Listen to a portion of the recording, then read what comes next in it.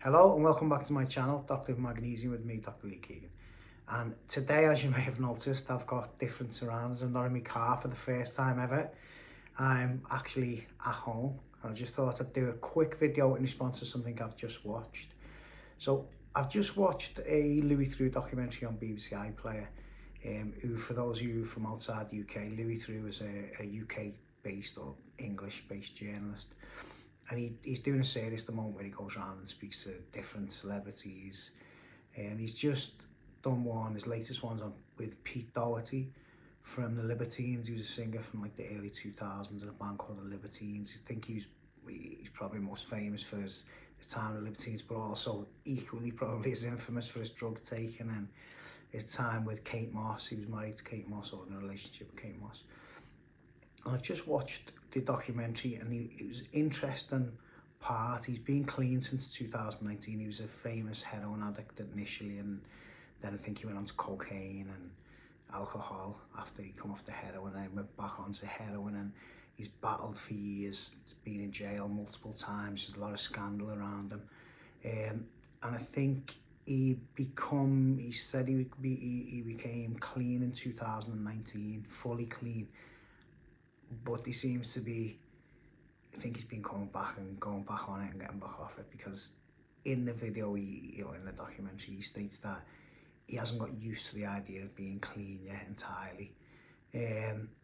He says he's taking Succotex, so he's taking an anti-heroin injection to stop and to make it, if he does take heroin, it won't have any effect, which makes me suspect that he's been a user until a lot more recently than 2019.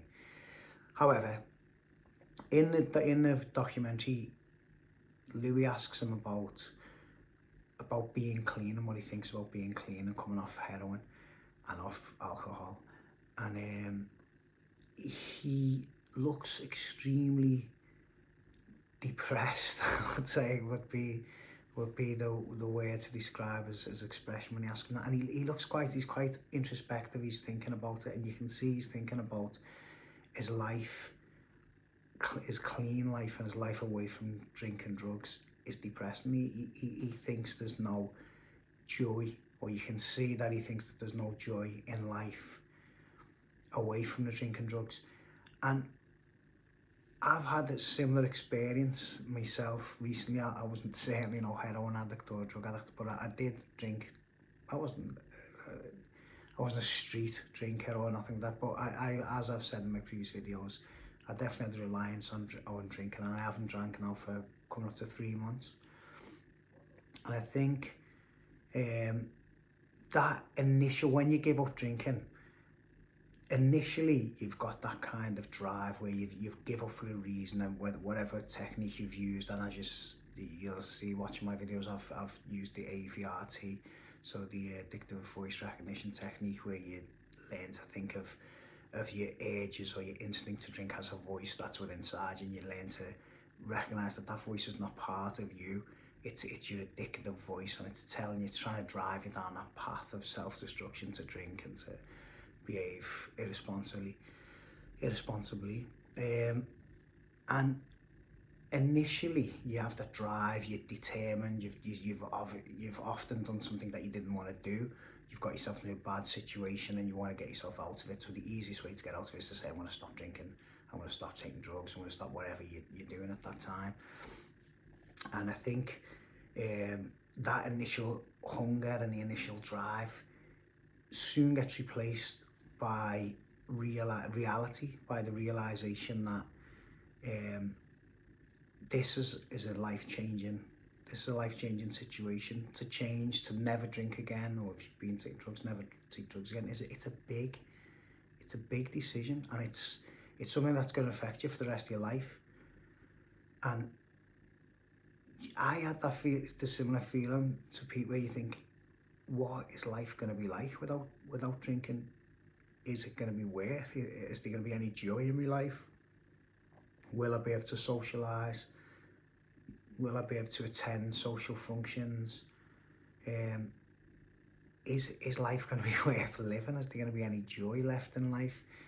And it's a fair enough question, I suppose, because if your whole life has been built around this culture that we live in, where we drink for every event. In the UK, we drink to celebrate life, we drink to christenings, we drink to celebrate deaths or to honour people's life in funerals, graduations, weddings, just anything, any celebratory news that you may have for religious festivals like Christmas, Easter. Even people drink. It's every aspect of life. There's a reason to drink for that aspect, whether it's to drown your sorrows or whether it's to celebrate or whether it's to honour somebody. There's always a reason to drink, and our whole culture in the UK is built around alcohol and around drinking alcohol, the way we socialise as a society. And I think the realisation that you're not going to be part of that is quite difficult. It's quite difficult to get your head around that and to grasp that and to think, yeah, this is basically me. This is going to be my new life. And I think it is difficult. And looking at Pete, I was thinking, you can see he's really struggling with that, and he looks like he's at that stage in his recovery where he's thinking, this is going to be joyless. Life is going to be joyless. But it doesn't have to be like that, obviously. You just have to find other ways. You have to find other things to find enjoyment in.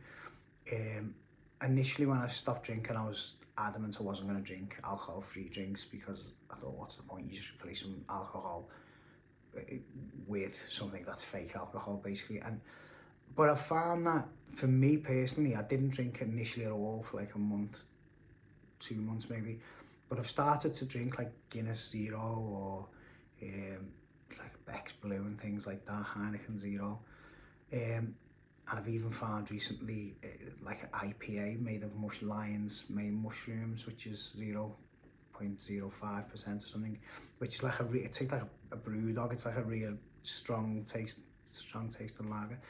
And for me, I've started to like, I continue to socialise, continue to go to concerts, I continue to go to football, I continue to go to my quiz nights. And initially I would just drink lime and soda and stuff like that in quiz nights. But I've felt like for me, I went to London a couple of weeks ago and we went on a whole day drinking session with my wife, just me and my wife, and I was drinking Guinness 0.0, and it just felt like I was still part of a normal society. It just felt normal. It was like I never drank alcohol, but I felt fully part of it. And it was the first time where I thought, do you know what? I could really do this. I could really change my life, and this could really be the rest of my life. I don't need to drink alcohol. And I've got my reasons for not drinking alcohol. I don't like the person that I was becoming when I drank. And I feel like I'd probably never want to go back to it. I don't feel like there was a need for me to give up alcohol because I was finding myself passed out on the street in a puddle of my own urine, or I hadn't ruined my life. I wasn't going into work drunk and things like that. There was nothing like that where it was completely self-destructive, but I was dependent on that kind of pattern of drinking every Friday, Saturday, Sunday, maybe Wednesday, Friday, Saturday, Sunday, and my whole week was based around drinking. My whole life was based around drinking. And I had that kind of dependence, that very common Western kind of dependence on alcohol that a lot of us have. And I feel like I want to get off the hamster wheel. I want to not drink. I want to be there for me family on the weekends, for my daughter. I don't want to be hungover. I don't want to be arguing with people. I don't want to be know-it-all, aggressive, drunk when I've had a drink. So that was my reasons for stopping. As my other videos, I'll tell you about the pain list and the pleasure box, and we'll go into that in more detail in other videos. But just for the sake of this video, that's the reason I wanted to stop drinking. That's the reason I've drunk. But there is, for me, a light on the horizon in the fact that I can just be part of it now. I can feel part of it with these alcohol-free drinks. It just feels like you're part of society, and I think that's the key.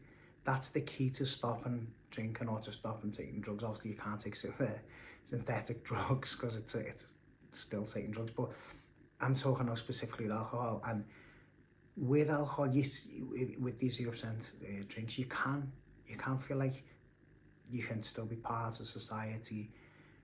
You can still go out, you can still enjoy yourself, because as I've said in the past, society is built around alcohol, and if you can still attend functions that you used to attend and still feel, for me it was important to feel like I was still part of it. I don't know whether that's a social pressure or like a peer pressure kind of situation, but it felt to me that the act of not being part of the group and not sitting around and having a drink was the thing that I missed, and I felt it kind of isolated me from my friend group and stuff like that. And I did notice with friends as well, you get invited to things less when you stop drinking. If your friends, if you that friend group, a group that you socialised with in the past, they tend to invite you to things less. But I feel like I'm rambling on anyway, so I want to get to the end of this video. The whole point of the video was that there is a light at the end of the tunnel. Coming through that kind of initial drive and determination, then you hit the lull, and you hit that lull and you think, is this it? Is this going to be my life? Am I going to be sitting on the periphery while everyone's enjoying themselves?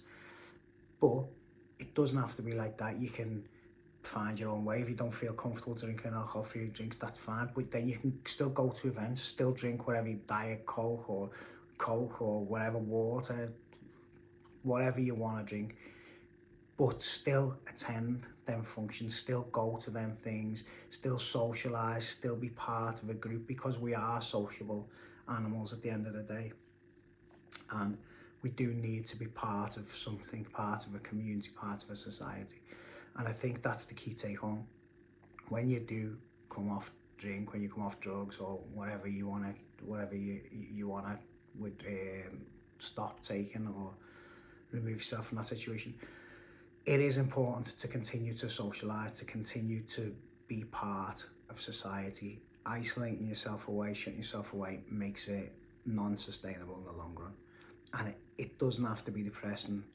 It doesn't have to be all doom and gloom. You can make a life for yourself after alcohol or after recreational drugs. Okay, this is a bit longer than I intended when I first started, but thank you for watching this video. If you like my videos on alcohol or UPFs as well, please follow me, subscribe to my channel, share my videos, get the message out there, and hope to see you again soon. Thank you. Goodbye.